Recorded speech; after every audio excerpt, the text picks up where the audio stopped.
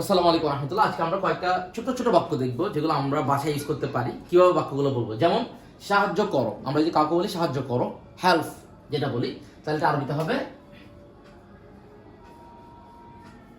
উনসুর। উনসুর উনসুর মানে সাহায্য করো। আরেকটা বলা যায় সাঈদ। সাঈদ সাহায্য করো। কাউকে যদি বলি যাও, তাহলে কি বলবো? গো বলবো ইযহাব।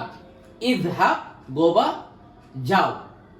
নাও কাকে যদি বলে নিতে বলে কিছু নাও, তাহলে বলবো টেক। ইংলিশে বলে টেক, বলবো হুজ। হুজ নাও। খাও ইট, কাকে খেতে বললে খাও, তাহলে কি বলবো? কুল। কাকে যদি বলে বলো টেল, যেটা বলবো তাহলে হবে কুল। এখানে কফ হবে আর এখানে কাফ হবে। স্বাদ নাও। স্বাদ নাও টেস্ট যদি বলি তাহলে হবে যুক। ইনশাআল্লাহ মদিনা বুকের মাধ্যমে এগুলো খুব ইজিলি শেখা যাবে ইনশাআল্লাহ। আল্লাহ তাআলা আমাদের তৌফিক দিন। আসসালামু আলাইকুম ওয়া রাহমাতুল্লাহ।